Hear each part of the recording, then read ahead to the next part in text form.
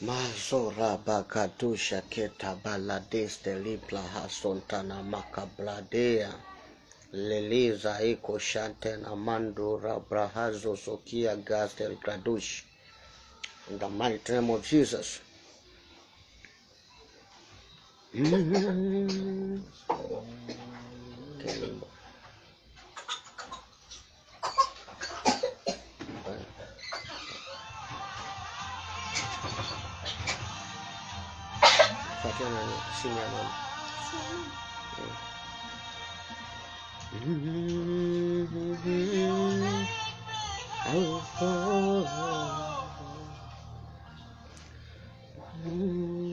Precious always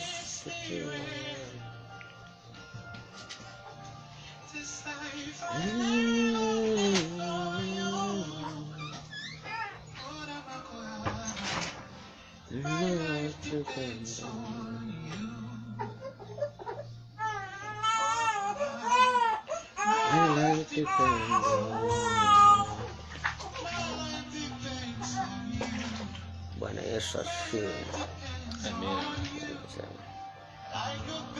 Amen. Mungu akubariki. Mungu akubariki sana. Mungu akubariki sana.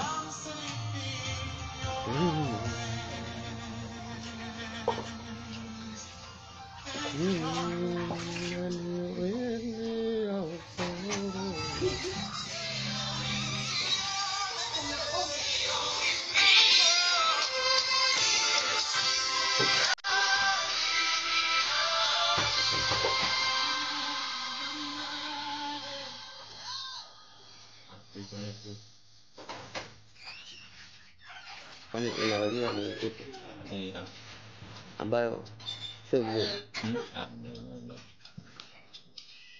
acha tuconnect baadaye. Tusitoka utao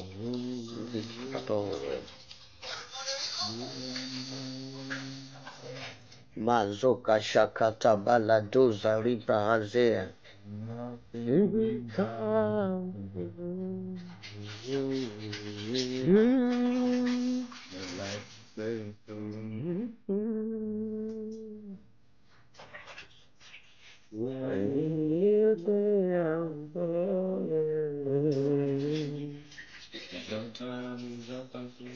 precious Holy Spirit, I'm for you.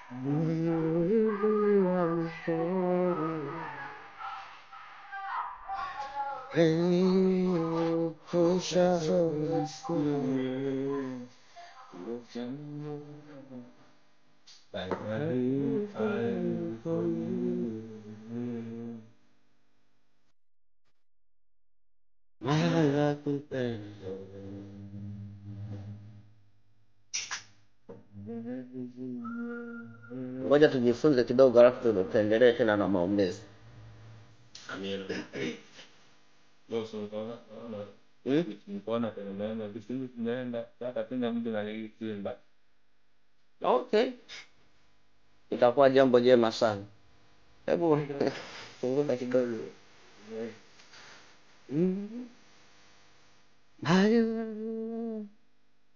Bwana Yesu asifiwe. Amina. Nataka tujifunze kwanza kwa muda, alafu then tutamwisho tutakuwa na maombi na unabii. Maarifa ni kitu cha msingi sana. Amen. Kwa sababu Biblia inatuambia watu wangu wanaangamizwa kwa kukosa maarifa. Kwa kuna mambo mengine mtu anaweza akakata tamaa, lakini msaada wa Mungu uko pale pale. Ila at the same time mtu anakata tamaa. Anaweza akakwambia nimevunjika moyo, Mungu hanijibu. Kumbe anamjibu kila saa, yupo hapo hapo. Sasa leo nataka tuangalie dalili za uwepo wa malaika. Kwamba ni dalili zipi zinaonesha kwamba hapo ulipo kuna malaika. Kwa sababu sometimes mtu wa malaika anaweza akawepo hapo ila watu hawajui na hawatambui.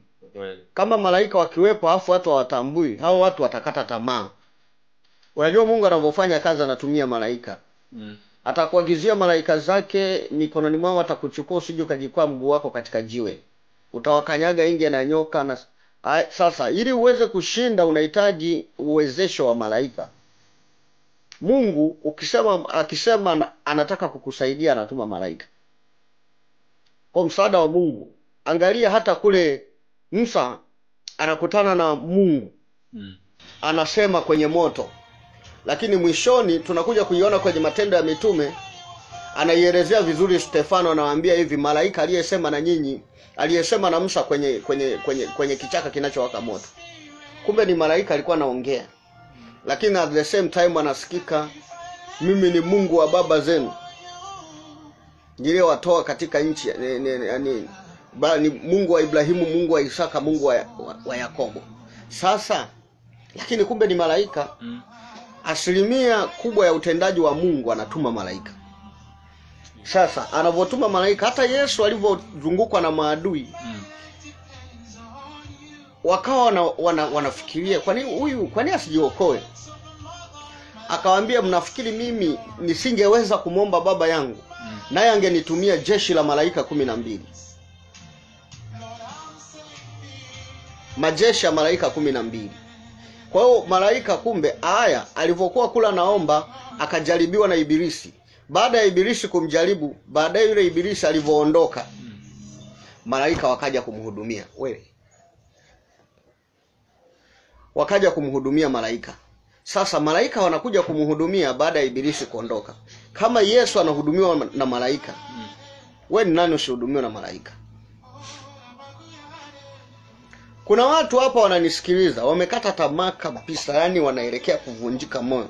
Lakini kuna sign Mungu anakuwa anaonesha kwamba malaika yupo. Na malaika sasa huwa wana kanuni. Usipomwambia hafanyi hicho kitu unachokitaka wewe. Ni mara chache sana anafanya hizo, apewe tu utaratibu kwamba nenda kafanya hivi. Lakini mambo mengi wanasubiri kutoka kwako. Kwa sababu malaika ni kama mlinzi wa kwako. Watu wengi mambo mengi anahitaji wewe ndio umwambie, umkomandi kwamba malaika fanya hivi, fanya hivi, fanya hivi. Anafanya kwa ajili yako.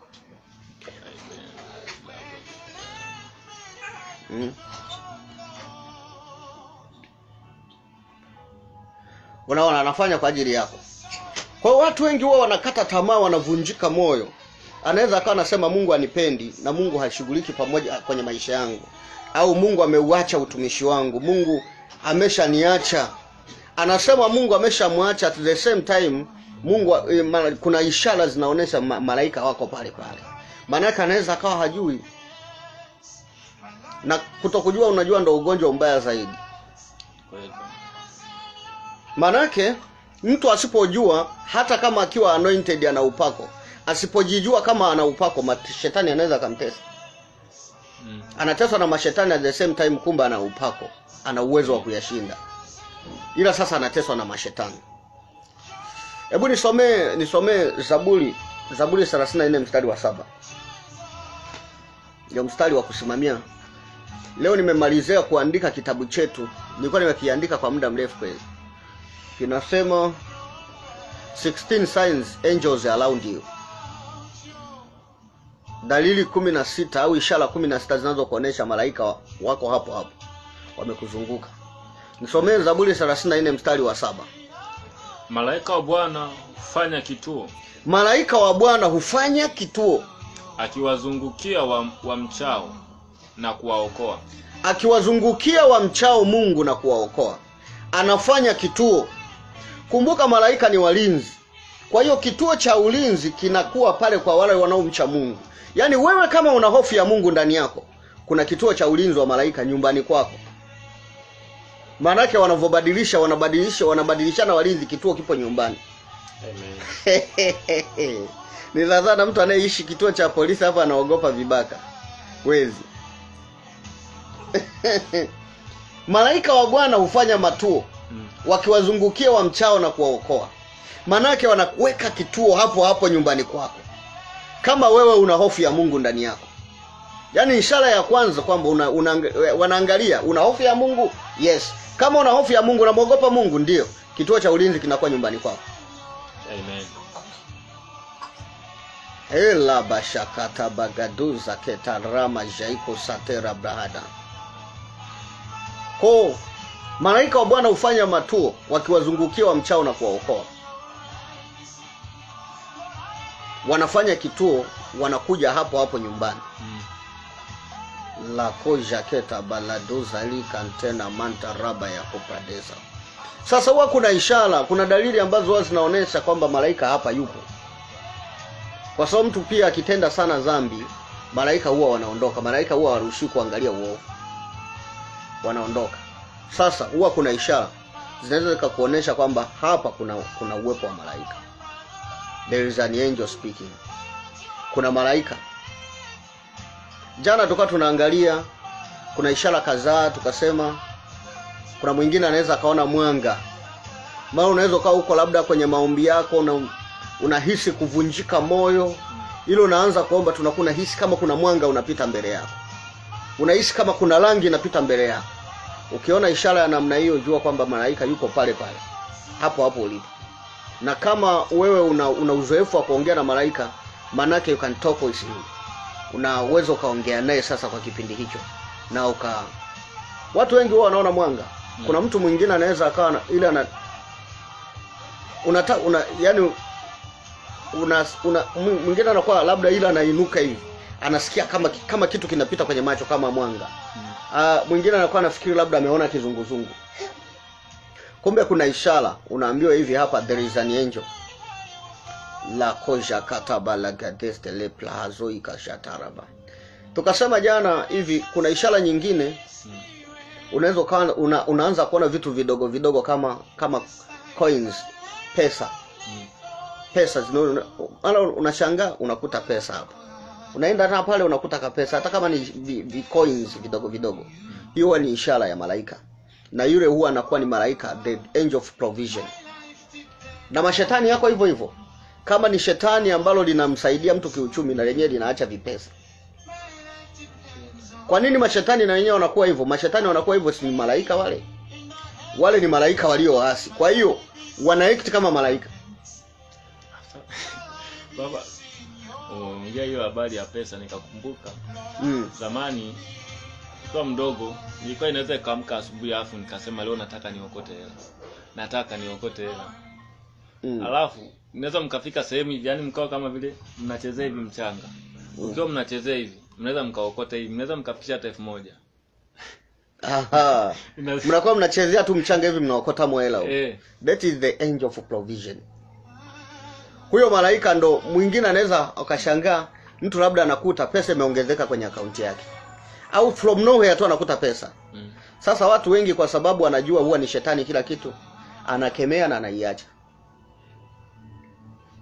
Cha shetani utasikia moyo unauma. Alafu utasikia ndani amani inakukataza hapo usichukue.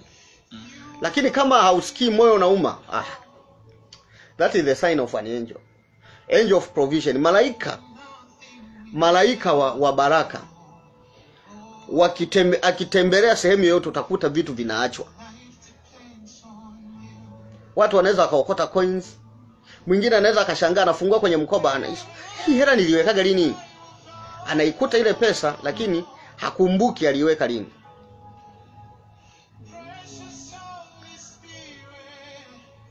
Mwingine anaomba namba. Tutaipini namba hapo ya simu. Tutaipini namba ya WhatsApp. Unaona? Anakuwa anajiuliza hivi, sasa hii na siku moja tulikuwa tunaombea kanisani. Naomba baadaye nikasikia uwepo wa Mungu wa ajabu. Yaani mpaka kumove nikashindwa. Nimesimama namna hii hata kumove nikashindwa. Baadaye nikaambiwa miracle money. Miracle money. Nilipoanza kuomba kuna mama mmoja shilingi 200 kadondokea kwenye mkono wake. Inang'aa kuliko kawaida. Watu wakawa akiishika ile shilingi 200, mtu akiishika anadondoka. Anapewa na mtu mwingine, labda anaona labda wale akipewa na mtu mwingine anadondoka. Yaani hiyo unapewa as a sign kwamba kuna malaika wa baraka yuko hapa. Amen. La kosha kata baladuza keta baladea. Aya, kuna mtu mwingine anaweza akawa anaona hivyo. Anaweza akaanza kuona kwenye ndoto. Anaokota pesa. Kila anakokwenda anaokota pesa. Anaokota shilingi, anaokota noti, anaokota sijui, anaokota pesa. Au anaona. Sasa ikitoka kwenye ndoto itakuja live. Anakuwa anakuta anatembea tu anakuta hapa kuna shilingi 200. Anaenda tena anakuta sijui 100. Anakuta tena shilingi 50. Anakuta ukianza kuona ishara za namna hiyo nyingi, there is an angel of provision. Maanake kama kuna mtu anajua, huyo malaika anakuonesha ishara ili uombe. Ikiwezekana muongee, kwa sababu malaika wako hivi wanahitaji kufanya contract na mtu. Wanahitaji kufanya agano, covenant. Wanahitaji kufanya agano na wewe.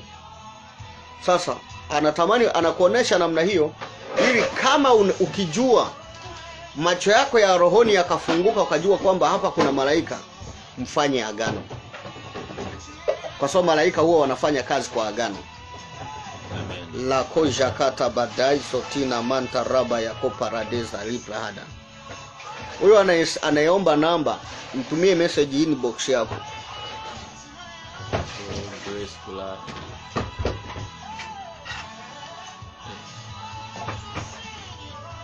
Au angenisendia message inbox, alafu tutampa namba hiyo. Au unataka umpe sasa hiyo? Paladoza keta manta raba ya kopradeza toraba haza pradesia. Jana tukasema kuna ishara nyingine. Sasa nafikiri tusirudie hizi za jana. Tuendelee. Mtu akizitaka za jana ataingia WhatsApp na ataingia Facebook. Nilifundisha jana Facebook, video ipo. Dalili kwamba malaika wamekuzunguka. Hapo ulipo malaika wamekuzunguka. Zipo Facebook. La koza keta manta raba kosika paraduza panta raba kopradesia. Tulisema jana mpaka na habari ya muziki. Kwamba unasikia, Grace namba hiyo hapo umekutumia. Unasikia muziki unaimba. Unaweza kaamka tu muziki unaimba. Kuna watu wengine anaweza kana nasikia wimbo wa kuabudu. Sasa ule wimbo unaimba. Sasa huwa tunaangalia hapo. Unaangalia maudhui ya ule wimbo unaoimba. Manake malaika huwa wanaleta kama ni wengine wanaleta wimbo. Tumishi inakuaje unaweka mkono kichwani kuombewa kichwa kinaanza kuuma? Inategemea. Unapowekewa mkono si pia kuna deliverance inaweza kufanyika. Sio kuuma tu kichwa. Kuna watu wengine unaweza kumwekea mkono akaanza akajisaidia. Maana kile kilichomo ndani yake lazima kitoke. Alafu kumbuka, adui akikutana na maombi huwa ana manifest. Unajua unaweza kuwa na tatizo ndani alafu usilijue. Kuna kipindi mimi nilikuwa sijui kama nimefungwa, nikawa namsikiliza Mwakasege miaka ya zamani. Nikawa namsikiliza Mwakasege alikuwa anafundisha juu ya vifungo vya nywele. Kajiuliza somo gani hili? Na mimi siku hiyo nilikuwa na kipindi nafundisha watu. Sasa nikamwambia hivi, hebu endeleeni kuiwasha hiyo radio. Tunamsikiliza radio zamani. Akafundisha, alipofika kwenye maombezi, akasema weka mkono kichwani. Nilivyoweka mkono ukakataa kutoka kichwani. Collapse, nikaanguka kwenye kochi. Sasa uzuri, kwa sababu nilikuwa nataka nianze kutapika. Alafu niko nafundisha watu. Sijui unanielewa? Maana yake nilikuwa natumika huku nimefungwa, ila nilikuwa sijijui kama nimefungwa. Umenielewa sasa? Ndio. Sasa kilichosaidia akasema maombi haleluya. Maombi tutayafanya kesho. Nikawa niko maana yake hapo nilikuwa naenda kutapika. Sasa ndo nikapata changamoto, nikajiuliza ina maana mimi nimefungwa. Nikapata kiu ya kumtafuta Mungu kwa namna nyingine. Kwa hiyo sometimes mtu anaweza akawekewa mkono namna hiyo akapata hiyo shida kwa sababu kuna vitu ndani yake vinaondolewa. Unaonaje kipindi hicho? Na mimi kipindi hicho ulikuwa ni mwaka wangu wa 5 wa kumtumikia Mungu. Miaka 5 namtumikia Mungu huko madhabahuni, lakini nilipoweka mkono namna hii nilidondoka. Nikadondokea kwenye kochi. Sasa wale niliokuwa nawahubiria wenyewe hawasikilizi kule, wananisikiliza mimi. Sio, unanielewa? Wanamsikiliza mtu aliyefungwa. Sema ifola na anointing. Wako leo. Hivi tulisema jana hata ile dalili ya nani kwamba unakuwa unasikia manukato. Hapana, nilisikia ishapo ni manyoya. Huyo hakuepo. Hapana, manukato tulisema pieti. Tulisema kwamba malaika akitaka kukutokea sometime unaweza kahisi manukato. Kuna wengine anaweza kahisi kama ule uvumbo unaovukizwa madhabahuni, au kama vanilla, au kama yani manukato unashangaa mle ndani, kama ni ndani au ni kanisani, manukato yanatokea. This is the sign of a presence of an angel. Na hii unaweza kaipata hata kanisani. Unaweza kuwa unatembea tu unashangaa unanusa pua yako inanasa manukato. Unajiuliza what is this? Manake malaika anajaribu kukusitoa kwamba bana nipo, mimi nataka nikusaidie hii kazi. Kwa hiyo sasa kama uko sensitive rohoni, unaweza ukawaambia watu okay, kuna malaika hapa. Sasa unamwamuru sasa kile unachokisikia kutoka ndani. Kile utakachokisikia kutoka ndani ukikisema kinatokea. Na kufanya kazi na malaika ndio kuna manifestation kubwa zaidi kuliko mtu kujitegemea mwenyewe. Kuna swali baba hapa. Huyu anauliza, na kama watu wanamjadili mtu, alafu nywele zinasisimka na wakiacha hazisimki, ni nini? Okay. Sasa kama wanamjadili na wewe unawasikiliza wa nini? Sio unatoka hapo kwenye mazingira ya design. Nywele zinasisimka maana yake hiyo inaonyesha ni ishara kwenye ulimwengu wa roho kwamba hiki kitu sio kizuri. Kwenye Ayubu anasema hivi, pepo akapita mbele yangu. Nywele zangu zikasisimka. Kwa kama pepo lilipita, nywele zikasisimka. Na watu wanamjadili mtu, nywele zinasisimka. Maana yake ukiendelea kusikiliza hayo mazungumzo, Biblia inasema mazungumzo, msidanganyike, mazungumzo mabaya huharibu tabia njema. Kwa hiyo Roho Mtakatifu anajaribu kukuonesha kwamba ondoka kwenye haya maeneo, utaharibikiwa. Unajua watu wanaweza wakawa wanamjadili mtu, wanamjadili kwa ubaya, lakini kumbe huyu mtu ni mtumishi wa Mungu. Sasa kinachokuja kuwapata, Roho Mtakatifu anaweza akakualert kwamba hichi ni kitu ni kibaya, ondoka. Ni ishara za mwilini ambazo nilikuwa nafundisha. Baladuza keta manta raba ya tusa piyadesh. Mami, jana tulifundisha ishara ngapi za kuona malaika? Na watu au mtu akipita pembeni yako mwili unasisimka kama umemwagiwa maji. Kwa nini? Kuna mambo mawili ambayo yanasisimua mwili. Malaika akikukaribia mwili wako unasisimka. Lakini pia adui, pepo likikukaribia mwili unasisimka. Sasa huwa tunaangalia, baada ya mwili wako kusisimuka, ulisikia hofu? Moyo uliuma? Manake moyo ukiuma unajua this is the devil. Mwili ukisimka, malaika akikutokea mara ya kwanza utaanza kusikia amani. Hata kama kusikia hofu inatoka, baada ya muda unasikia amani. Amen. Kwa sababu hata salamu ya malaika anakuambia amani iwe kwenu. Bazoko shakata bantaraba kupia desi ya padesh.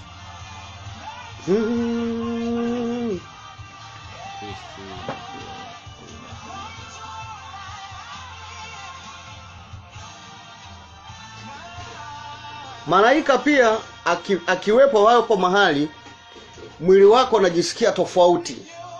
Kuna mtu mwingine anaweza akaanza kujisikia, sijui nisemeje, mwili wote unasisimka. Alafu mwingine anaweza akasema mwili unakuwa mwepesi. La kosha katabaladusa. Wewe unataka kutabiriwa, subiri baada ya muda tutatabiri. Nataka tufundishe kwanza. Mazok shekete bantaraba ya kopradeza. Unasikia mwili unasisimka. Mfano, hata kama unaomba ndani, jifunze kuwa unaomba huku unatembea. Ukiwa unaomba Baba katika jina la Yesu, ukifika sehemu ambapo malaika amesimama utasikia mwili unasisimka. Ukienda huku kwingine usikii. Maana yake malaika huwa wanakaa pale ambapo pana prophetic portal, kwenye lango ambapo huwa wanashuka na kupanda kwenda mbinguni. Hawakai kila sehemu. Akiingia kwenye nyumba yako hakai kila sehemu. Kuna sehemu maalum ambapo anafikia. Ukifika hiyo sehemu lazima usikie mwili unasisimka. Alafu mwili unasisimka, uwepo unazidi. Ukiondoka hiyo sehemu unakuwa wa kawaida, unaendelea kuomba. Jifunze kuwa unatembea namna hiyo hata kanisani. Ukifika hiyo sehemu ambapo malaika yupo, utasikia yani kama kuna mtu yupo karibu na wewe. Mwili unasisimka, alafu unaweza ukasikia uwepo wa Mungu unaongezeka. Kuna watu wengine hata anaweza katetemeka, nguvu zinaongezeka. Ukitoka hilo eneo unaendelea kuwa wa kawaida, unaendelea kuomba. Kwa hiyo mimi nakuwa najitahidi nikifika kanisa lolote lazima nijue sehemu ya namna hiyo. Kwa sababu nikishaijua sehemu ya namna hiyo, nikiombea mtu akashindikana na mweka anasimama hapo. Nikimweka akasimama hapo, kwanza anakuwa wazi. Malaika yule ananisaidia kumfunua maisha ya yule mtu. Anakuwa wazi yule mtu. Na alafu pia nikiomba lazima itokee. Mazoka shakata baladusa kaparadisia. Haya. Yaani jingine kwenye hapo kwenye mwili wako, yani ishara, unapata ishara mwilini. Unaweza labda ukasikia hofu ya ghafla. Au unasikia furaha ya ghafla. Yani ni hali ambayo imekuja bila hauwezi kuielezea kwa sababu ulikuwa hauwazi hayo. Ile imekuja tu pop. Maana yake kuna malaika anajaribu kuingiza taarifa ngeni ambayo hukuwa nayo, inayoendelea kwenye ulimwengu wa roho. Anakuletea taarifa ambayo inaendelea kwenye ulimwengu wa roho ambayo wewe hukuijua. Kwa hiyo unaweza kuwa umekaa tu namna hii, mara unashangaa inakuja hofu, afu linakuja wazo, majambazi wanakuja. Sasa majambazi wanakujaje? Unaanza kusema hayo mawazo yangu tu. Kumbe kuna malaika yuko mahali hapo anakuletea ujumbe. Anakuletea ujumbe. Tukasema jana kuna watu wengine huwa wanaona namba za kujirudia. Repeating number, strictly repeating number huwa zinamaanisha kuna malaika hapo hapo. Ukiona namba 111 au 11, 1111 au namba zimejitenga kama saa, kuna malaika yuko hapo hapo. 222, 2222, 22, 333, 444. Repeating number huwa ni angelic number. Kwa ukiona kitu cha namna hiyo, ujue kwamba hapo hapo ulipo kuna malaika. Sasa it's up to you. Kama unajua namna ya kuongea na malaika, unaweza ukaamua kuongea naye. Kama hujui, wewe mwambie Roho Mtakatifu nionyeshe huyu malaika yukoje na amekuja kwa ajili ya nini? Kwa sababu malaika hawezi kuwepo kwako bila kuwa na kusudi. Lazima awe na kusudi. Unaweza kuwa umekaa tu namna hiyo unashangaa labda furaha ya ghafla imekuja. Au umeshangaa tu namna hiyo umepata huzuni ya ghafla. Halafu ukapata huzuni ya ghafla ukasikia na wimbo. Haleluya tutaonana. Haleluya Sasa unajiuliza, watu wanasema naimba manini haya? Unastuka. Unaacha. Unaweza ukasema ngoja niendelee na mambo yangu. Ghafla ule wimbo unarudi tena. Ukiona unarudi tena, kuna malaika yuko hapo hapo amekuletea ujumbe wa mauti. Anaweza akawa ni mtu wa karibu au mtu wa kwenye jamii hiyo hiyo, au ni wewe. Au ni manake umeletewa na mara nyingi unaletewa hiyo message ili uombe, uvunje. Mungu huwa anafunua ili kutuokoa. Na watu wengi sana wewe inawatokea hii. Unaweza ukashangaa upo umekaa tu namna hii. Unashangaa huzuni ya ghafla. Huzuni hii inatoka wapi? Mwingine unaweza kuwa umekaa namna hii unashangaa umekata tamaa. Sasa unajiuliza nini kinanikatisha tamaa hapa? Yaani kila kitu kiko sawa. Kazi unayo, mshahara umetoka kulipwa juzi, kuna deni, mahusiano yako sawa, lakini umeshangaa umekaa tu hivi umekata tamaa. Malaika yuko hapo anakuletea ujumbe. Unaweza kuwa wa mtu mwingine kwamba umbebe kwenye maombi. Umbebe kwenye maombi huyu mtu kwa sababu anataka kukata tamaa. Jessica, unafundisha kitu kikubwa sana. Kwangu yote hayo yananikuta. Wewe usikate tamaa. Na leo tutaomba na wewe tena. Usikate tamaa. Jessica, usikate tamaa. Sikiliza nikwambie Jessica. Mtu anayeendesha baisikeli anataka kuvuka mlima. Akikaribia kuumaliza mlima huwa anatamani kushuka. Na wengi huwa akitaka kuumaliza ule mlima huwa wanashuka, wanatembea kwa mguu. Sasa mapito ya aina yoyote ukitaka kuyavuka wewe yanakuwa magumu. Keep in mind, usije ukasahau hata siku na moja. Ukiwa unapita kwenye mapito yale ukiyaona yamekuwa magumu sana, ujue umekaribia kutoka sasa. La kosha katabanta rabako pradesa robo shakia balades oribrahada. Jessica, nasikia neno moja tu kwamba usikate tamaa Jessica. Press on, endelea mbele. Muujiza wako umekaribia. Sikiliza Jessica nikwambie. Mimi unajua mimi nilipokaribia kwamba nimekaribia kuoa, kanisa lililokuwa nasali likawa kinyume na mimi. Kanisa lililokuwa nasali binti likawa kinyume naye. Ikafika kipindi yani mpaka nikaja nikamuuliza hivi, wewe bado uko upande wangu? Akasema mimi niko serious. Tuko kwenye uchumba. Nikasema basi kama uko serious hata tukibaki wawili tutaendelea. Lakini hata kutoka hapo mpaka kwenda kumpata haikuwa rahisi. My God. Kwa mara ya kwanza ilikuwa inaonekana ni kawaida, lakini baadaye kwanza nikakata tamaa na masuala ya uchumba, kwa sababu unaanzisha uchumba afu unamkuta mwenzako hayuko serious. Unaachana naye. Unaanzisha tena uchumba mwingine unakuta huyo mtu hayuko serious. Unaachana naye. Sasa nikajiuliza nitaachana na wangapi? Nikamwachia Mungu hayo maneno. Baada ya muda na nilivotaka kuvunjika moyo, kumbe muujiza wangu ulikuwa mwaka huo. Kwa hiyo usikate tamaa. Ukiona unaombea jambo lolote halafu hilo jambo linaanza kuwa gumu, ongeza maombi, yani msurprise shetani. Ongeza maombi. My God. Haya, wakati nachumbia sasa mambo yakawa magumu. Watu mpaka kuna watu wengine watumishi wa Mungu wenye nguvu kuliko mimi wakaingia kwenye maombi ya siku 30 wanavunja uchumba huo uvunjike. Nikaanza kuona kweli maombi yao yanaanza kujibiwa. Sasa nikasema sasa Mungu nafanyeje hapa? Baadaye Bwana akaanza kunielekeza kwamba wewe fanya hivi. Maana sasa nikaanza naona vita kila mahali. Nikaanza kuomba maombi ya kumshukuru Mungu kwa kuniwezesha kufunga ndoa. Namshukuru Mungu kwa kuniwezesha kufunga ndoa wakati sioni chochote kinachoendelea. Sasa sometime unaweza kaanza kumshukuru Mungu kwenye wakati mgumu, unamsurprise shetani. Maana shetani huwa yuko hivi, anakuletea matatizo ili ukate tamaa, ujisemee kushindwa.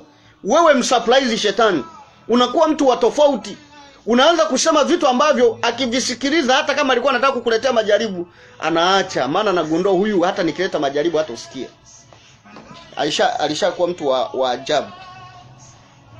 Mazoko shakata baladoza ripra hada hasanta raba ya kopradesia. Kwa hiyo kuna ishara hiyo kwamba unaweza kuwa umekaa tu namna hiyo unashangaa mwili wako unabadilika. Kumbe kuna malaika mahali pale.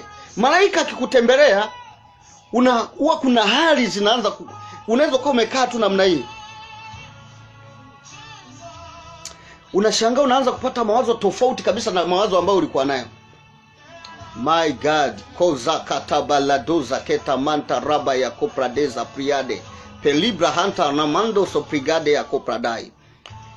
Ninavyoongea hapa kuna mtu jana alikuwa yuko vizuri tu nomo, alafu akashangaa hali imebadilika, akaanza kusikia huzuni kama anataka kufiwa. I rebuke the spirit of death. I rebuke the spirit of death in the mighty name of Jesus. Ninaikemea hiyo roho ya mauti kwa mamlaka jina lenye uweza la Yesu. Ninaiharibu roho ya mauti kwa mamlaka jina la Yesu Kristo wa Nazareti aliye hai. Bwana, kuna ishara nyingine hii huwa inawatokea watu wachache, ni hasa watu ambao wako kwenye maombi sana. Unaweza ukaiona kama mimea kama inaongea kitu. Yaani nature. Yaani unaweza ukaangalia. Kuna siku moja niko kwenye maombi.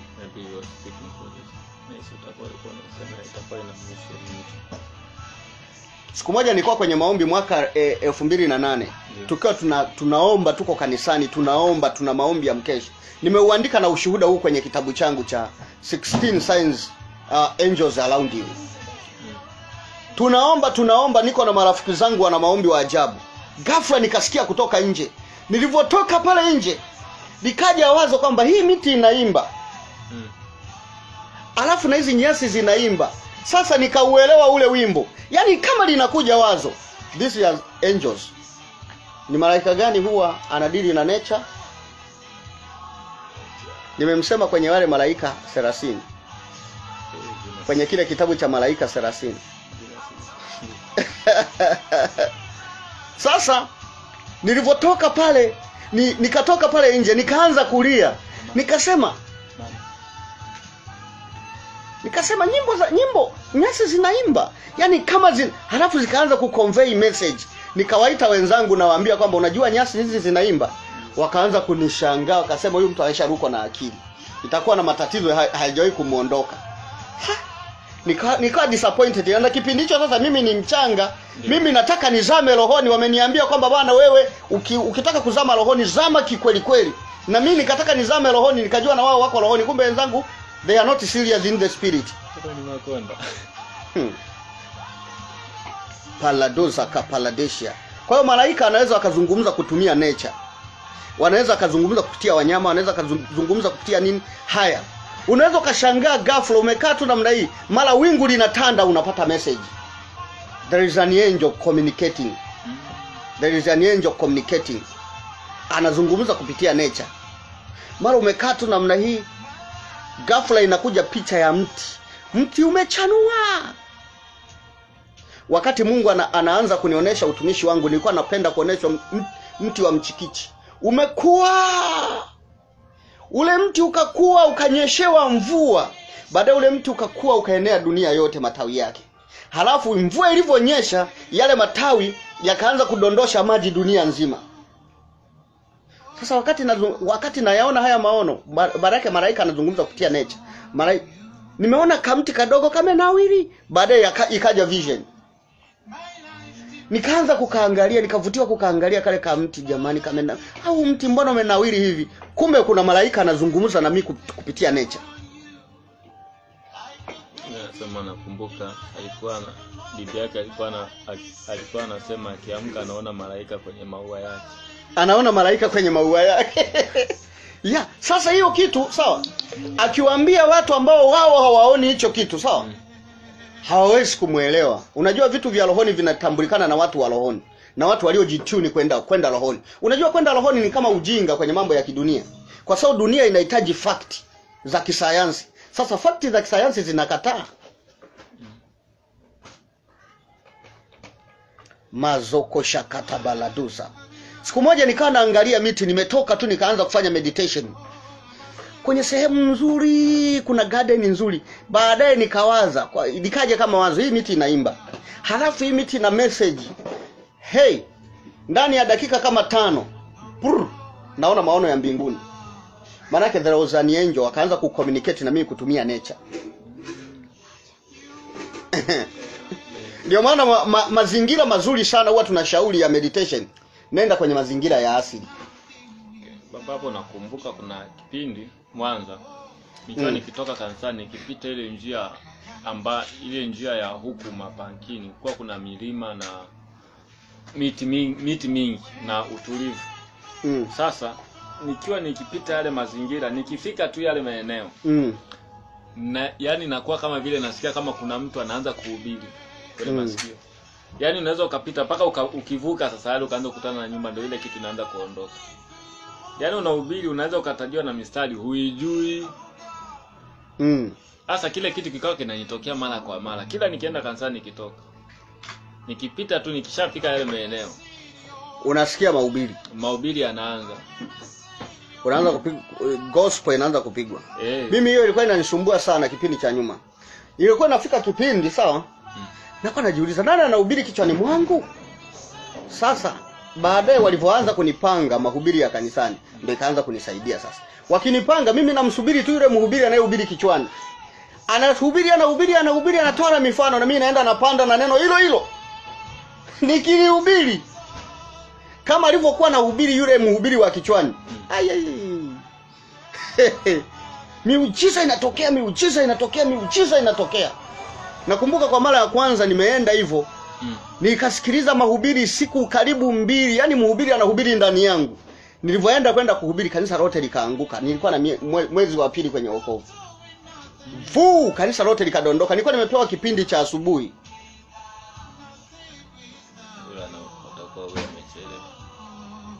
Okay. Tunaendelea kutaja dalili ambazo zinakujulisha kwamba kuna malaika hapo ulipo. Peter. Kuna mtu akiota anaombewa na mchungaji, hapo inamaanisha nini? Kuota unaombewa na mchungaji. Okay, kuna maana 2. Huyu mtu unaweza kuwa unaambiwa hivi, huyo mchungaji manake amebeba vitu vya kwako vya rohoni. Inaweza ikawa ni uponyaji wako, inaweza ikawa ni baraka zako anazo. Lakini pia malaika wake anaweza akawa amekuja kukuombea. Malaika mlinzi wa mtu yeyote huwa anaonekana kama alivyo yeye. Unaona Yohana alivyomuona yule malaika, sawa? Ndio. Akamsujudia kwa sababu alimuona yule malaika akiwa na macho yanatoa miali. Ana upanga. Anafanana na neno la Mungu, maana anafanana na Kristo. Yaani alivyoanza kumdescribe ni kama Kristo. Alivyotaka kumwabudu yule malaika akakataa, akasema na mimi ni mtumishi kama wewe. Kwa hiyo malaika wa mtumishi yeyote wa Mungu anaweza akakutokea akakuombea.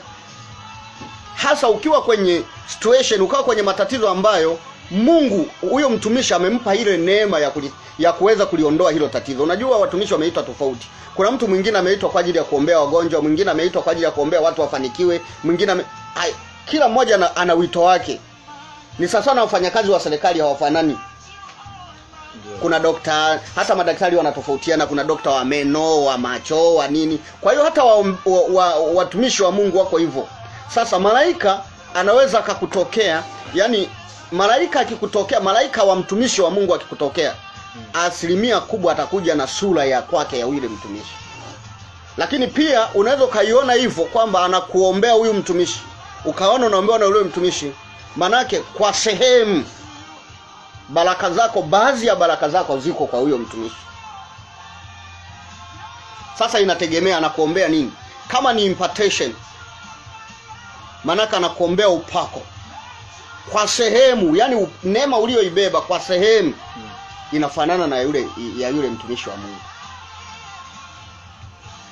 Paladoza keta baladesha ika santa raba ya tusa brigade mantarama za intarada gadaste lipraduza. Tunaendelea kuzungumza ishara au dalili zinazoweza kukuonesha kwamba hapa malaika yupo. Kuna malaika hapo ulipo. Uwepo wa Mungu kuzidi ghafla.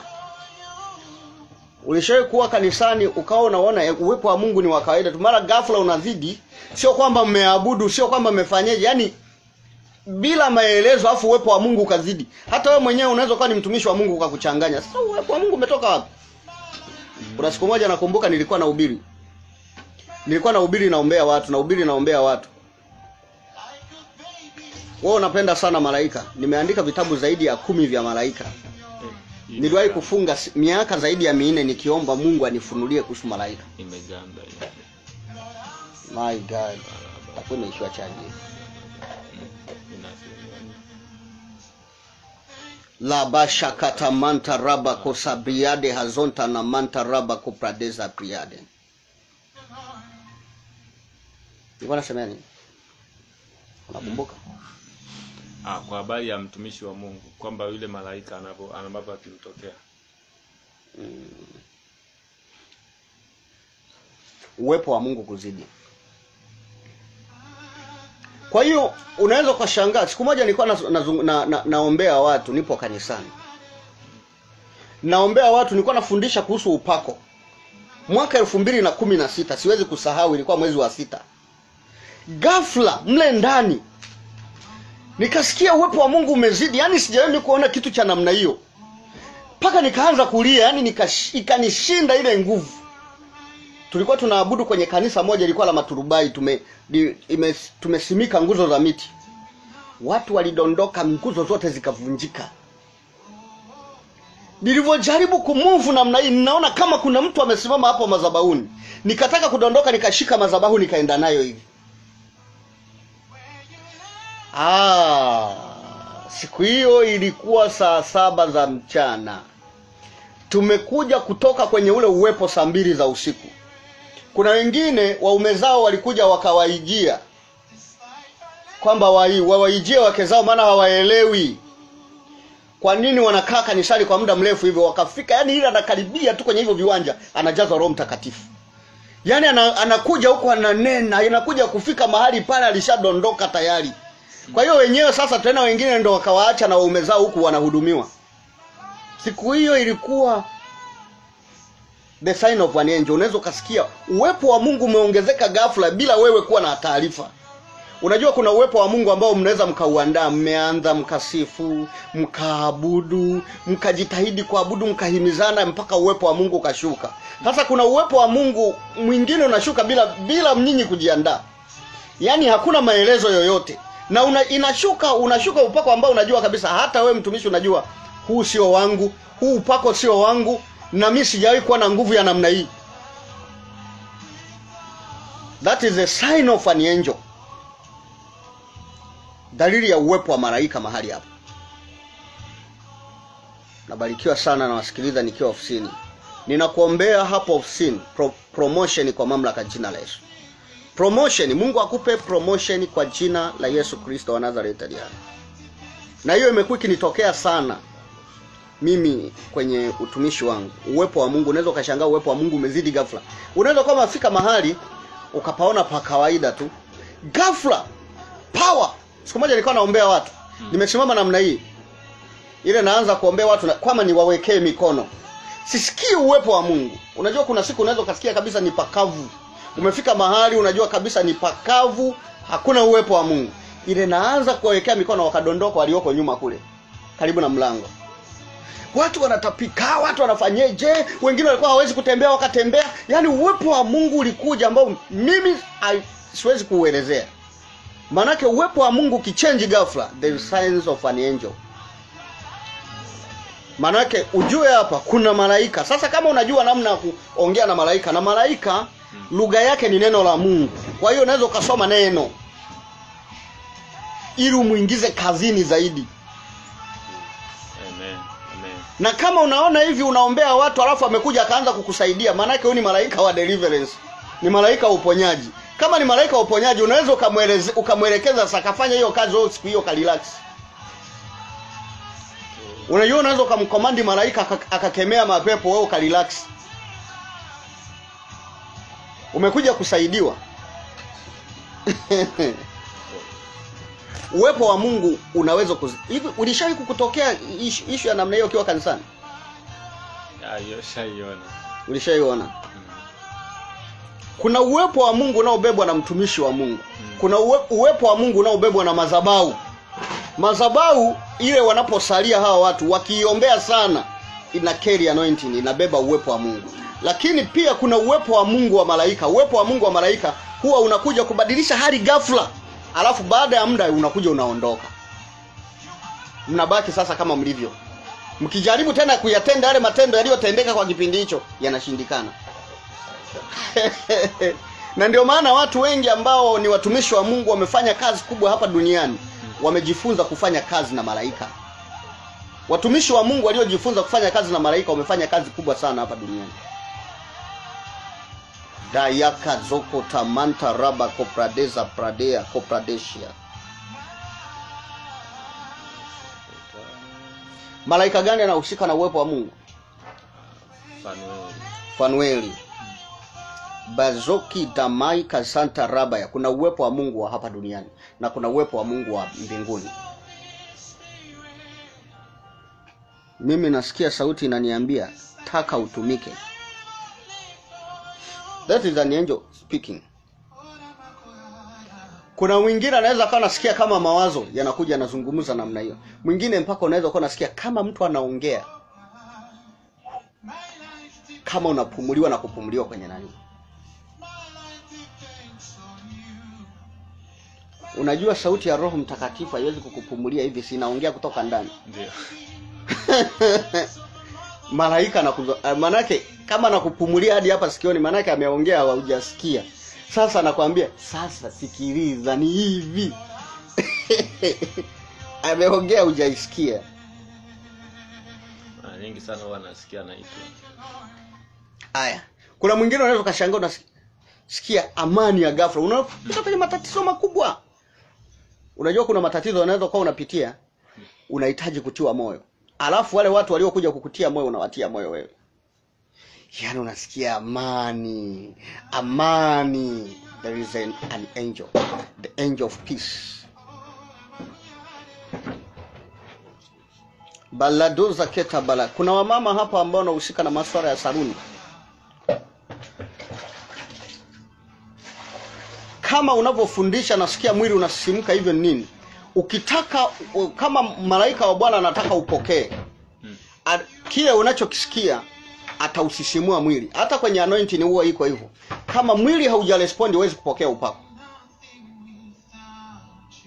Kuna mtu anaweza akawa anafundisha namna hii inakugusa. Mnasikia msisimko. Sasa kutokea hapo ukiombewa unapokea. Maana there is an angel connecting. Kwamba connect with this word. Jiunganishe na hili neno. Kuna siku moja nakumbuka walikuwa naombea kuhusu upako. Sasa wale watu wanamdharau yule mtumishi kwa sababu alikuwa na nabii mwingine. Sasa aliyekuja ni mtoto wa yule nabii.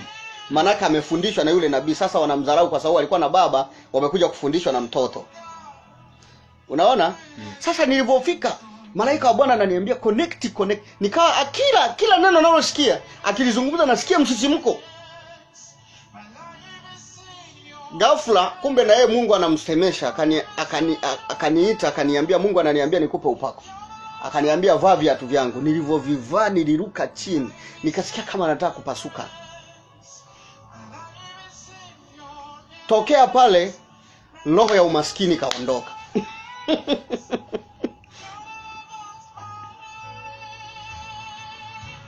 Nilitaka kuita uwepo wa malaika naombaje? Unatakiwa ujifunze maneno ya Mungu mengi yanayoendana na malaika. Malaika huwa anarespondi kwa neno la Mungu, sio kwa neno lako. Maana yake unapoomba unaomba kwa kutumia neno la Mungu. Kwa maana imeandikwa. Kwenye kila sentensi yako uende kwa maana imeandikwa.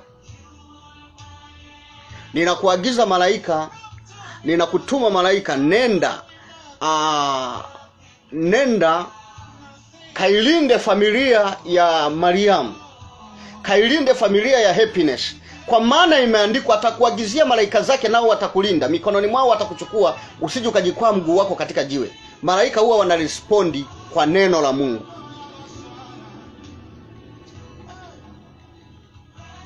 Ukitumia neno la Mungu yani utakuwa unaona manifestation kila siku.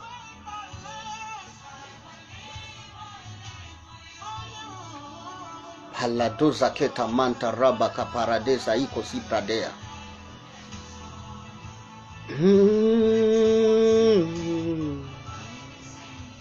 Kwa hiyo unatakiwa kustudy the scriptures. Wewe kama afu huyu mtu unajua ana nature ya utumishi. Huyu Peter. ana nature ya utumishi. Kwa sababu ana nature ya utumishi wa Mungu ndani yake. That's why ninapofundisha kwa habari ya malaika yeye ananielewa. Hawezi kwenda mbali sana kwenye huu utumishi wa Mungu bila kujua kutumia malaika. Kwa sababu kuna baadhi ya vita hautazishinda kwa maombi yako mwenyewe. Huyu mtu ameitwa, this is a prophetic pastor, ni mchungaji wa kinabii. Prophesied. Baladoza keta manta raba kapaladeza iko sadala. Peter, ndoto zako nyingi umekuwa ukiona unachunga wanyama. Unachunga ng'ombe, unachunga hiki, mara unaota unaombea watu. This is a prophetic pastor, ni mchungaji wa kinabii. Manake macho yake na masikio yake ya rohoni Mungu atayafungua kwa majira na nyakati zake. Lakini ni pastor. Padoza rika deshi ya kopradeza. Is a pastor. Ni pastor, ila macho na masikio ya rohoni yatafunguka.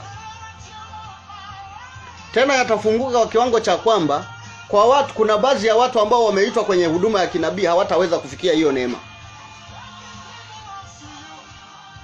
Watakuwa na shangaa, mbona huyu ni pastor wa ajabu, wa ajabu kabisa huyu pastor. Lakini wakimwangalia ni kama pastor, ila akiangalia kwenye ulimwengu wa roho anaona. Sasa hivi Mungu anazungumza na wewe Peter kupitia ndoto. My God. Zakopa destalika dosh. Kwa ndoto inakuwa fupi, halafu ndoto inakuwa uhalisia kabisa. Ukiangalia hivi inakuwa kama, yani anaota tu ndoto kwamba kesho kitakuwa hivi na hivi na hivi, halafu baada ya muda yanakuja yanatokea yale yote aliyoyaota.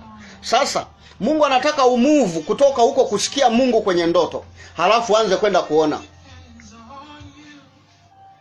Dai kasoka shaka tabaladuza palida. This is the prophetic pastor. Na sasa akienda kanisani au akikaa na watu wote wanaosali, anashangaa mpaka na watumishi wa Mungu wanamuomba ushauri. Sasa anakuwa anajiuliza, sisi mbona hao wananiomba ushauri? Badala wao ndo wangenishauri. Leo mimi wananiomba ushauri. Sikiliza, wanakuwa wanafuata ile neema ya Mungu iliyomo ndani yako. You are a prophetic pastor. Narudia tena, this is a greater ministry. Hii sio huduma ndogo.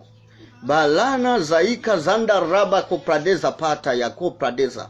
Ndio maana kwa sababu ninaona huyu mtu mambo yake mengi yameharibiwa. Paladoza kita mantar ni fighter. Alikuwa anatamani kusoma, anatamani kwenye biashara, anatamani hiki, yani vitu vingi, alikuwa na mipango yake mingi ameiweka hivi. Lakini sasa siku zinaenda, yani mipango ile aliyokuwa mipanga yote haitokei. Uchumi wako umefungwa kwenye huduma Peter.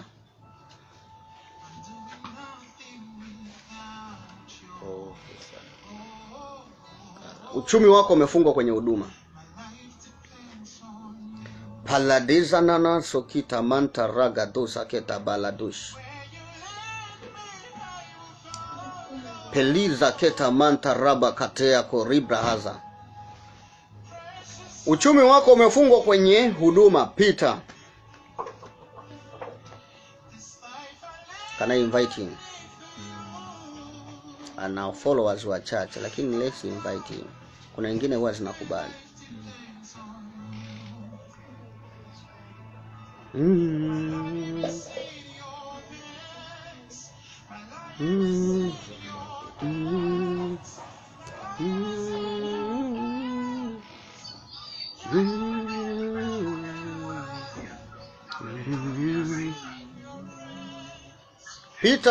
Peter.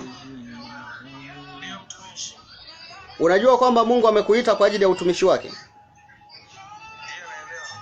Unaelewa? Okay. Ni lini ukaanza kuelewa kwamba una huduma?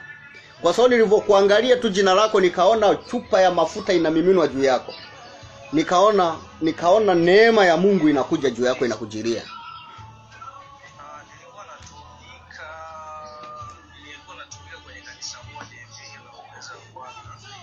Hebu nifungie kabisa hiyo.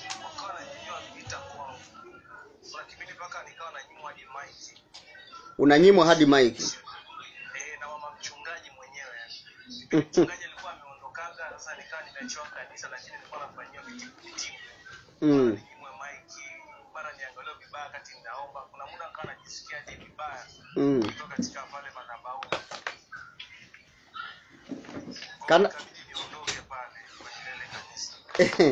Can I help you, Peter? Ngoja nikusaidie hapo. Mtumishi wa Mungu kuangaliwa vibaya ni sehemu ya kujipatia upako. Ukiangaliwa vibaya, nyenyekea. Ukitukanwa, nyenyekea. Ukisema vibaya, nyenyekea. Unajua kilicho kukwamisha, kwa sababu baada ya kutoka hapo kuna baadhi ya grace ikaacha kudhihirika kwenye maisha yako. Unajua kilicho kukwamisha, unajua ni nini, Peter? Maana kipindi cha nyuma wewe ulikuwa ukiombea, ukiwekea mkono namna hii mtu anapona. Sasa hivi unapata changamoto kwamba huduma unajaribu kuifanya haiendi. Kilicho kukwamisha, ulipotoka kwa wale watumishi wa Mungu, uliongea sana. Touch not my anointed one. Watumishi wa Mungu wana madhaifu mengi, usiyatembelee madhaifu yao. Wewe jali kilicho kupeleka, chukua mkate wako, ondoka. Watumishi wa Mungu wana madhaifu mengi. Achana nayo. Achana nayo kabisa. Ukipata nafasi ya kwenda kutengeneza, andaa sadaka nzuri, peleka kwenye ile kanisa, waambie wazazi wangu wa kiroho, naomba mnibariki. Unaweza ukaandaa sadaka ya mama, ukaandaa sadaka ya baba. Ukaenda ukaiombea, unafunga na kuomba. Watakapokuririzi, wakitamka neno lolote, wakisema tu kwamba sasa barikiwa. Oh my God, ninaona huduma yako sasa inaenda kwenda kuinuliwa kuliko kawaida. Usifanye kazi ya Mungu kwa kushika watu kwenye moyo, hasa watumishi wa Mungu. Tuna vita moja tu na shetani. Ila wao kukupigwa vita wanaruhusiwa, wewe usiwapige vita. Yakabaso katabaladuza. Wao kukupiga vita wanaruhusiwa. Nataka niombe pia uchumi sasa, Peter. Ila na kutuma, nenda kafanye hivyo. Nenda kafanye hivyo. Katengeneze mazingira mapatano. Mimi nilivyotoka kwa mara ya kwanza kwa mchungaji wangu, nilitoka bila maelewano. Alafu nilikuwa na tatizo moja la kuwa naondoka kanisani bila kuaga. Nilivyokuja kuanzisha kanisa, vijana wakawa naondoka kanisani bila kuaga. Nikafunga na kuomba, nikawajaribu kuwaonya, hawaonyeki. Nikafunga na kuomba, Mungu ananiambia, yani wanafanya kama ulivyokuwa unafanya wewe. Nikasema hili nayo ni kubwa kuliko. Nikaandaa mkutano kule kanisani nilikotokea. Nikaenda, nikafanya mkutano kule, nikamwambia baba, naomba niombee. Kwanza akawa ananikwepa kwa sababu kwenye ule mkutano yakafanyika mambo makubwa, vizui wakasikia, na nikaombea na kizui mmoja ambaye alikuwa ni mtoto wa shangazi yangu, ambaye yeye tumekuwa naye toka tukiwa wadogo, tunamjua ni kiziwi wala hakufanikiwa hata kusoma kwa sababu yeye masikio yake yalikuwa hayasikii. Nikamwombea kwenye ule mkutano akasikia. Sasa yule mchungaji akawa ananikwepa, anasema sasa kama mtu yuko namna hii mimi namwombeaje? Na mimi nikamganda hivyo hivyo. Nilipofika kanisani, naona yani ratiba zinavyoenda ratiba, na nimepangwa kuhubiri kwamba ratiba zinavyoenda ni kama hata niombea. Nikasema hapa sihubiri kabla hajaniombea. Nilipopanda madhabahuni nikamwambia baba, naomba niombee. Wakaomba sasa, na kwamba sasa nakubariki mwanangu, nenda ukazae matunda. Aisha, maneno yale machache, nilivyotoka mahali pale, kile kitu kilichokuwa kinaendelea kwenye huduma kikaenda kikaisha.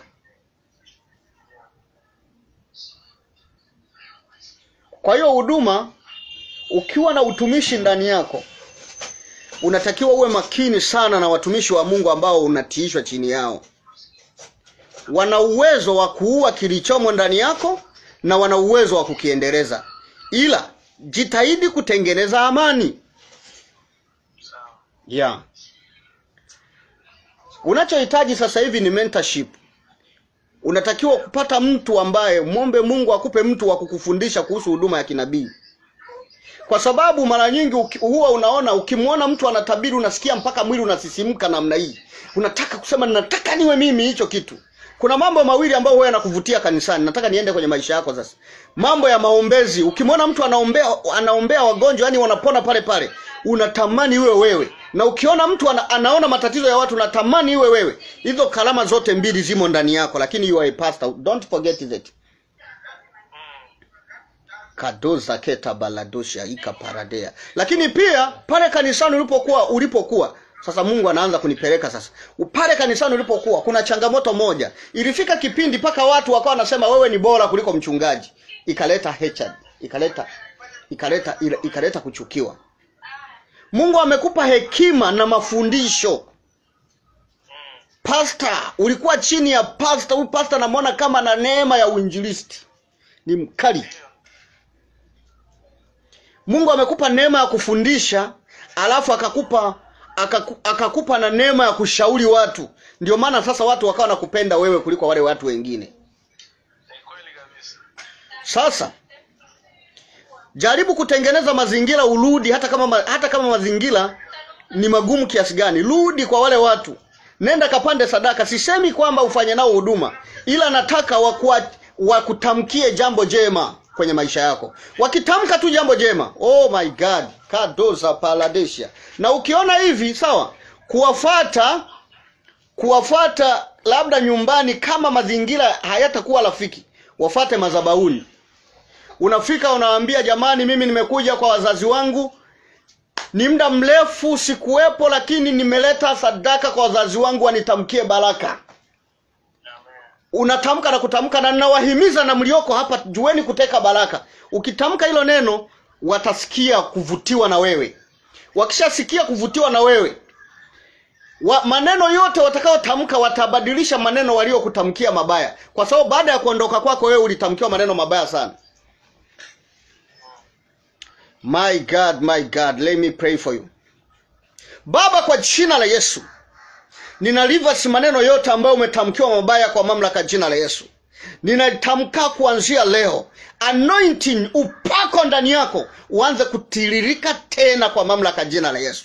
Mungu mtetee mtumishi wako, ninatubu kwa ajili yake. Kwa jina lenye uweza la Yesu Kristo, ninaibariki mikono yake sasa. Mikono yake ikaanze kuzalisha fedha, ikaanze kuleta pesa kwa mamlaka jina la Yesu. Neema ya Mungu ikae juu yako kwa mamlaka jina la Yesu. Liko shakatabala. In Jesus name I pray. Amen. Kwa hiyo unahitaji kupata mtu wa kukufundisha. Na hasa uchungaji wako unatakiwa kuwa uchungaji sio wa kiaskofu, ni uchungaji unaoendana na huduma ya kinabii. Mungu akubariki kwa jina la Yesu. Nataka kupata namba zako mtumishi. Ita bwana.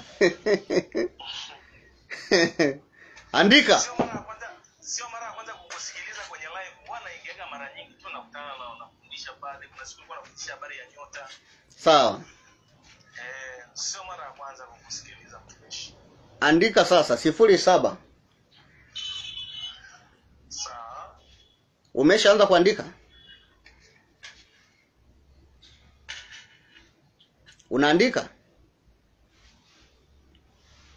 Alafu nataka niwapandishe huyu dola. Pelizande ya kopa destel kadesh. Na huyu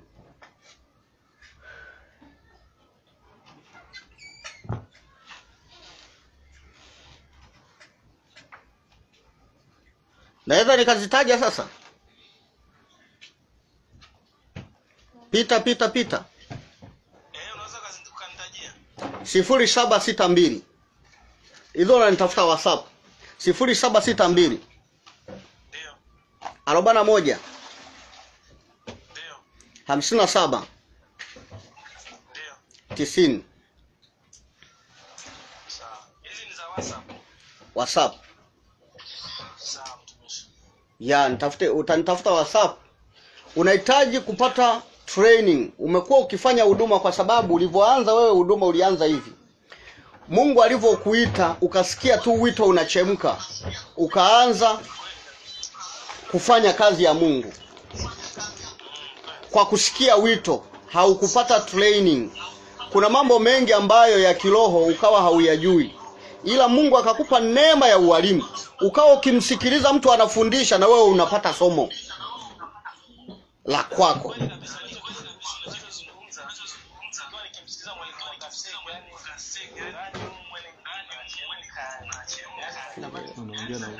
naongea na.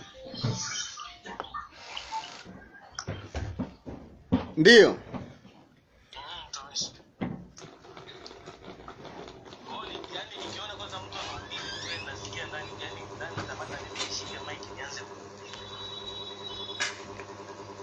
Ulikuwa unasikiliza mafundisho, ukisikiliza mafundisho na wewe unapata ufunuo kupitia hayo mafundisho.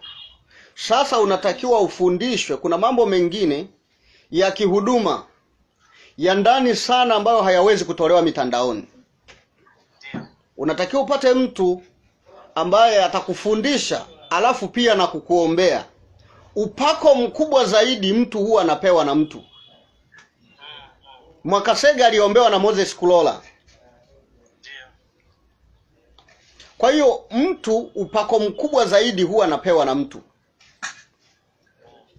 Baladeza keta baladai ko sante raba ya kupalte. Hey Jesus. Ukipata nafasi, kwa sababu this is teaching, na Mungu baadaye ukawa nasikia pia wito wa kuandika vitabu. Na kuna muda nikikala nikisoma neno la Mungu naanza kuandika. Naanza kuandika. Sasa mimi ni mwandishi wa vitabu, nimeiona hiyo juu yako. Naanza kuandika naandika kama wiki iliyopita nilikuwa namsikiza Mwakasege. Sasa katika kumsikiza Mwakasege nikawa kuna mstari wa Biblia ukawa unasoma. Sasa mimi nikaanza kuandika pale. Sasa hivi kuna watu wampendi Mungu, watu wanachagua mambo mengine. Yaani nikajikuta mmoja naandika. Nilikuwa naandika, nilikuta naandika, tunaanza kuandika kwa time. Grace tutasema na wewe. Aha, kuna neema ya uandishi ndani yako. Huo nao huwa ni wito kama wito mwingine. Amen. Mimi nimeanza kuandika toka mwaka 2003. Nimeanza kuandika toka mwaka 2003. Leo nilikuwa nakamilisha kitabu changu cha 167. Nilikuwa nakamilisha kitabu changu cha 167. Nimeona neema ya uandishi ndani yako. Mara nyingi huwa unaandika, ila sasa uandishi wako unaandika, baada ya muda unaacha kukikamilisha kile unachokiandika. Wakati unaandika nakuwa kama kuna mtu anaongea na wewe. Unaandika, naona vimemo vingi vimeachwa tu.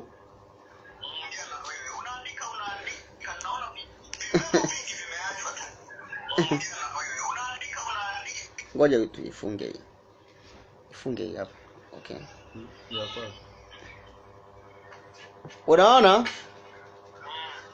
Kwani naona vimemo vingi vimeachwa. Unakuwa wewe unaandika ila haulipeleki mbali hilo somo unaloliandika. Unaliandika, baada ya muda unakuja unaliacha, na unapoandika wewe unasikia kama mtu anakuambia, kama kuna sauti unaandika, baada ya muda unaacha. Sasa kwenye uandishi wa vitabu watu tunafanya hivi. Lile wingu huwa hatutaki kulipoteza. Kama maneno yanakuja kwa haraka, wewe andika hata kama usilale. Kuna kipindi nilimaliza miezi 2 silali kabisa.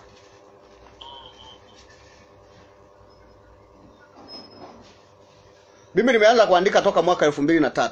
You are a great writer. Ukiendelea, nenda kavikusanya vile vimemo vyote ulivyoviandika, alafu mwambie Mungu akupe ufunuo kwamba unaanza na kitabu gani. Nitakupa maelekezo namna ya kuandika kitabu hili kiwe kikubwa. Kuna maelekezo nitakupa hapo namna ya kuandika kitabu ili kiwe kikubwa. Na Mungu hiyo ameiweka ndani yako kama uchumi baadaye kwenye huduma yako. Manake hautategemea sadaka ya waumini, bali Mungu atakupa kama uchumi pia kwenye nani yako. Unajua Mwakasege anauza vitabu vingi sana mkutanoni. Na hiyo neema ninakuona unaomba huko mlimani, unataka ufanane na Mwakasege.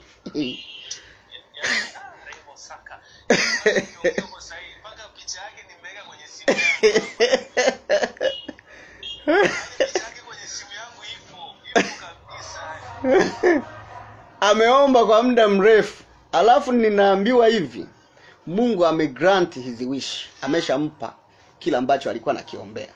Lakini kwa masharti, usijiinue, usijibu watu. Kama huyo ambaye ulikuwa naomba kila alicho nacho, ambavyo yeye hajibu watu na hajiinui. Usijiinue. Kuna mambo matatu malaika wa Bwana hapa ananiambia usijiinue, usijibu watu. Sawa. Na usitake pesa ya aibu. Sawa. Bazoka shakata balagadusha. Ukifata hayo ulipewa.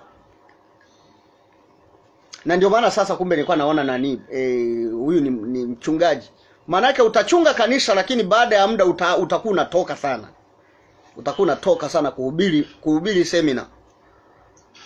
Ila wewe utakuwa na kituo. Hautakuwa kama yeye ambaye hana kituo. Wewe ninaona kituo tena kikubwa tu.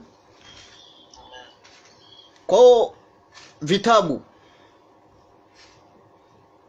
alafu pia manake umekuwa maombi yako mengi, umekuwa ukiomba Mungu akufanye kama Mwakasege.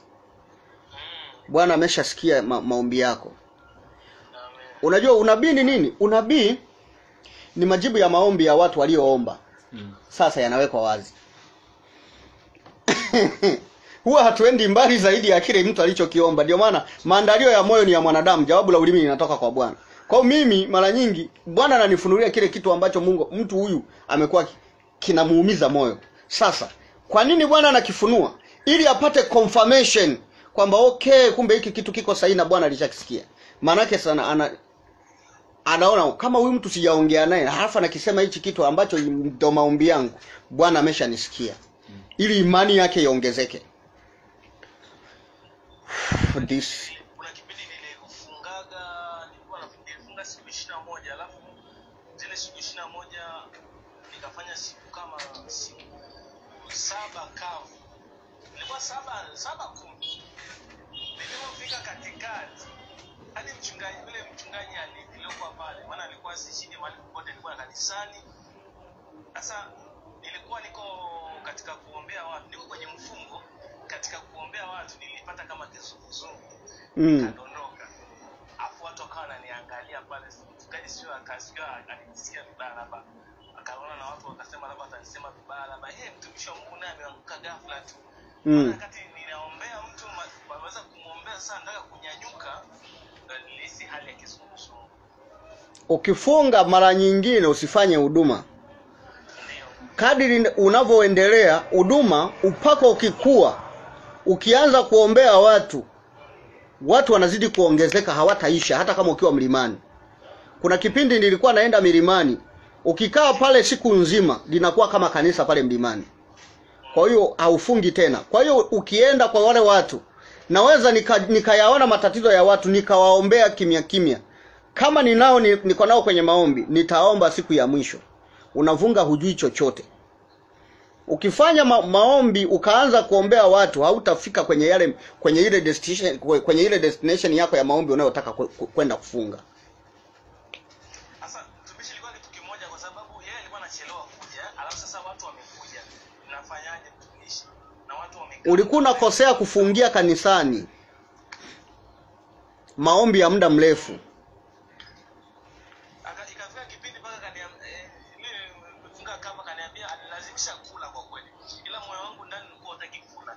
Ila lazimisha kula tu. Wewe umesikia maombi ya kula. Ndani ya moyo wangu ilikuwa bado sijakamilisha ile siku zangu 21. Sikiliza. Mimi maombi ya siku nyingi nayafahamu na nimeanza kuyafunga miaka mingi. Ndio. Nayajua.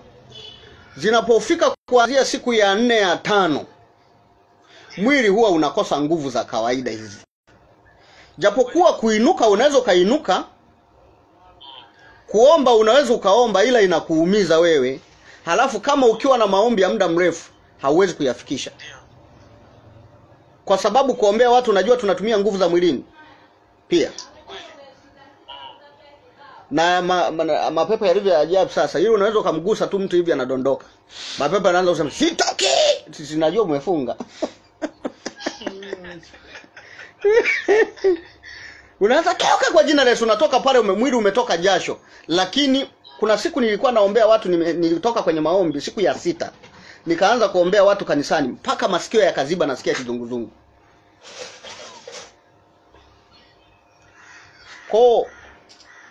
Huwa tunashauri hivi, ukitaka kukaa vizuri na ili umsikilize Mungu vizuri, na kwa mfano hapo ulipokuwa kanisani, kadiri upako unavyoongezeka, ukakaa kanisani na umefunga, unajua kanisa lote linahamia hapo, haliondoki, wanafunga na wewe hapo, na wenyewe sasa hawaji kufunga, wanakuja kuombewa. Wakiombaomba tu, baba katika jina la Yesu, anaambia sasa mtumishi, hapa unaona panauma tena.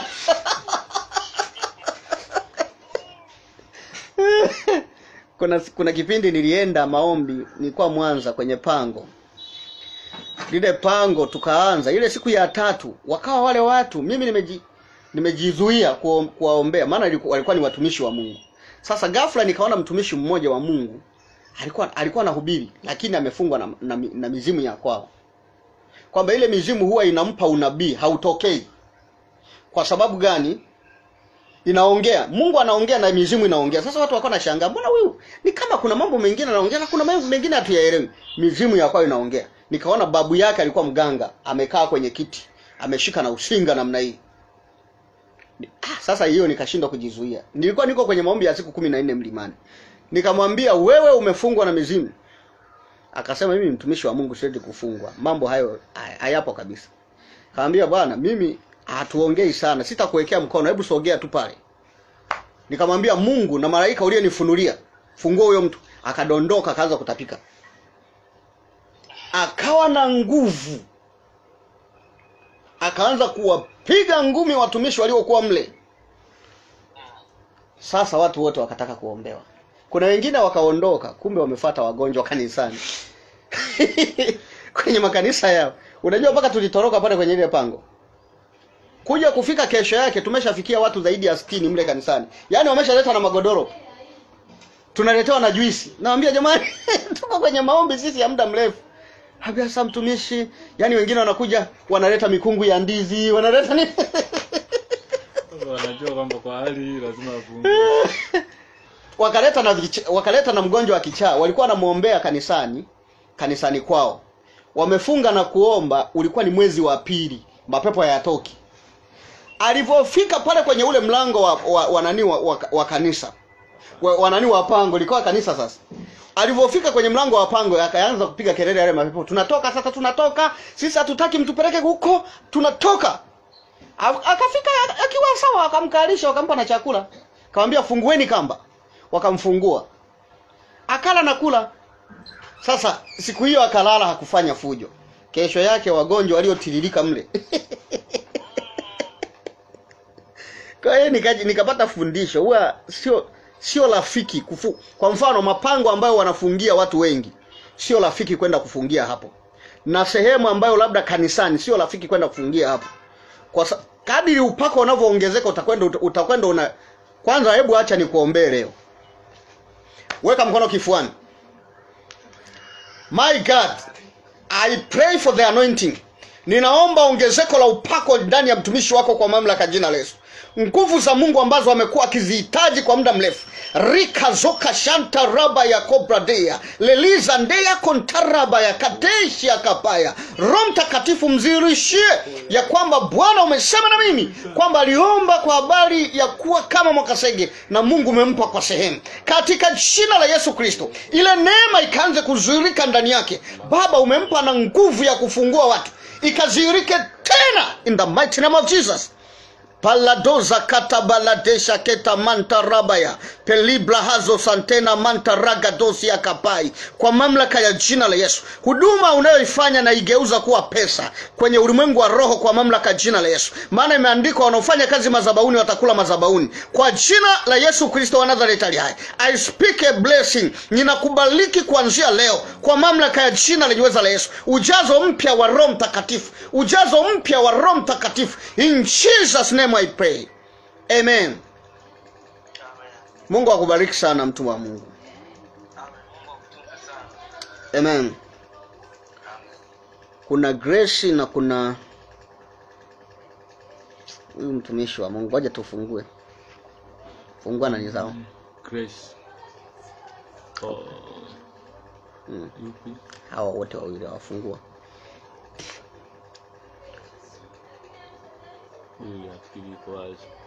Johnny, Johnny kwa Huyo tayari huyo John. Okay. Unaona nini juu ya John?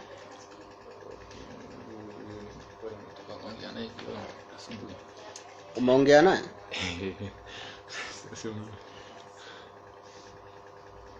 Umeshaongea naye? Mami? Ndio tukaendelea.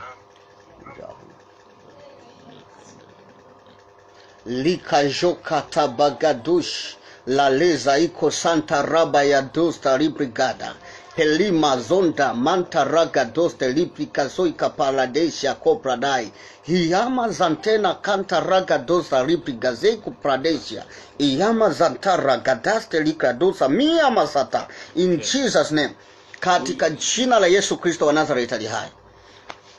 Okay. John. Huyu John kuna mambo mengi, lakini pia nahitaji direction ya kiuchumi. Direction ya kiuchumi. Labaya kozanda raba kateste likradosa prihaza balima azon tarebe gadesha. Ninaona mambo mengi, lakini nataka mimi nijikite tu kwenye hicho kwanza.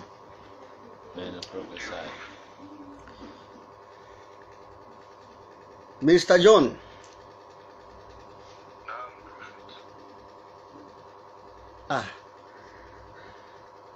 Nimeona shule alafu baadaye nikaona rangi nyeusi. Kaona kama ufuta. Ulifanikiwa kusoma? Nimesoma sasa hivi ndo nimemaliza mwaka wa 3. Maana nimeona school baadaye nikaona rangi nyeusi kama panafutwa. Umemaliza sasa mwaka wa 3. Japo safari haikuwa rahisi. Safari haikuwa rahisi. Zeni sasa uko mtaani. Na unamwamini Mungu sasa akupe kazi. Lakini at the same time ukiwa na maono ya kujiendeleza kielimu. Na hasa ndoto yako ni kwamba kama Mungu akikufungulia milango ukaenda USA, ukamalizia ukasoma masters yako. Umesikia? Umesikia, ndio maana hebu njoo mama hapa tutabiri hapa. I know you.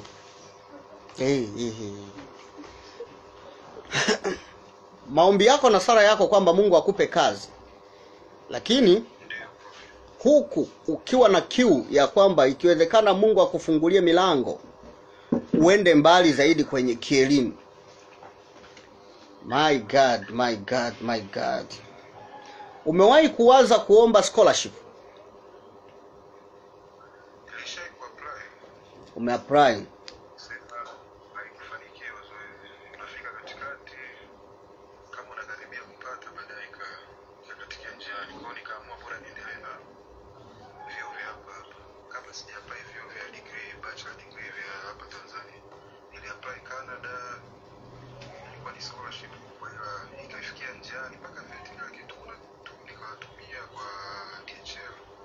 Ndiyo.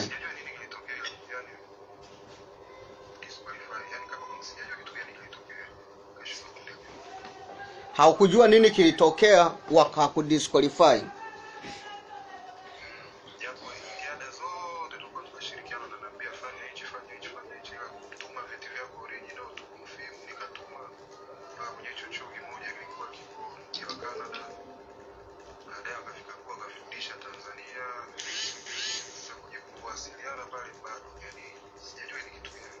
Sasa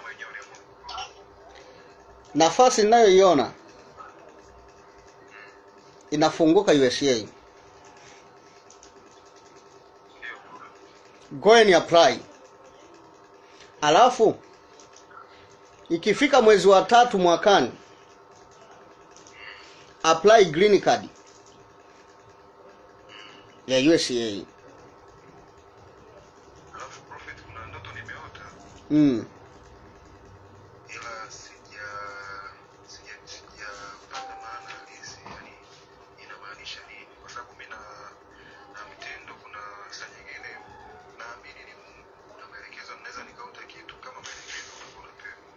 fanya hivi na hivi, na ulimwengu alikuwa halisia vitu vinatokea. Niliota napewa maelekezo kwenda kusoma chuo cha diplomasia, japo sijaenda kufika. Niko maeneo ya urafiki, yani kama ni mtu ananipa maelekezo, naenda kwenye hicho chuo, kishaenda kasome masters. Nikisoma masters kuna mlango utafunguka. Sasa sijajua ni mlango gani, ila ndo tulishia kama mtu alikuwa ananipa Wewe ndoto yako ya kwenda nje ulikuwa umeshaanza kukata tamaa. Don't lose hope, kwa sababu siyaoni mafanikio yako makubwa yakiwa Tanzania. Kwenye ukweli inabidi tuseme ukweli. Mama, unasemaje juu ya huyu mtu? Paladoza keta manta raba katoshi akista pradea. Baadaye ninakuona umesoma. Alafu unapotokea nje ukiwa na pesa zako, ninakuona kwenye siasa.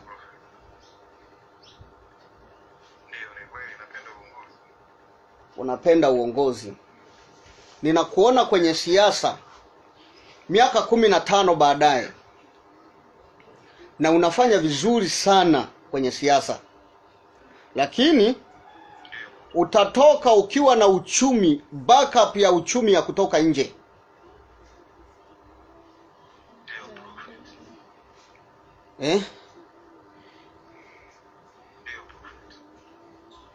Ninaona diplomatic passport. Ni kweli kuna saini fulani za kwamba kuna unasikia kama nia ya kutaka kujitoa sana kwenye mambo ya Mungu, lakini ninaona diplomatic passport. Huyu mtu ni mwanasiasa wa baadaye. Lakini you are in the making now. Mungu anakutengeneza. Usipo apply mapema utasomea masters hapa Tanzania. Lakini ukiapply mapema you are going. Na utakapokwenda ninaona ukiuja na backup ya uchumi. Kwa sababu pia Mungu amekuwa akikupa idea za kufungua makampuni. Sasa ninaona unaenda kwenda kupata backup ya uchumi. United States, Canada, Australia. United States, Canada, Australia. United States, Canada, Australia. Paladahazo sokita baladuza. Milango hiyo mitatu inafunguka. Lakini pia kuna safari za nenda rudi hizi naziona za Malaysia. Sasa zinaanza nini hizo? Maana yake huyu mtu tayari atakuwa yuko kwenye politics. Wewe una neema ya uongozi, na hii neema ya uongozi endelea kuipalilia. Kama mimi ningekuwa wewe, sasa hivi ningechukua kadi.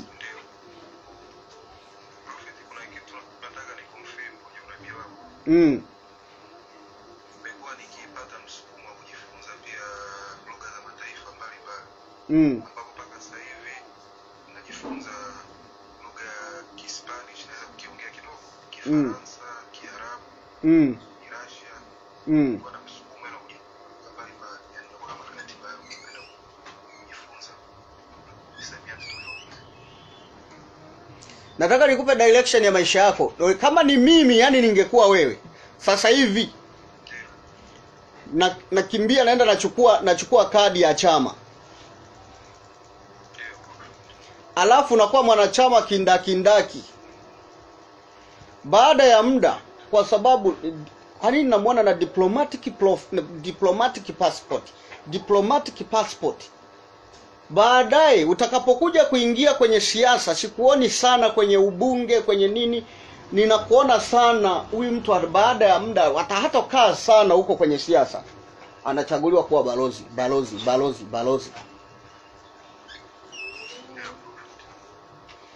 Wakimleta wanakuja wanamtumia kwenye vyeo vya kisiasa humo. Nani wa vijana, sijui nani huko. Wanamtoa tena wanampeleka. bala doza keta manta raga dosta ilipi ya desha.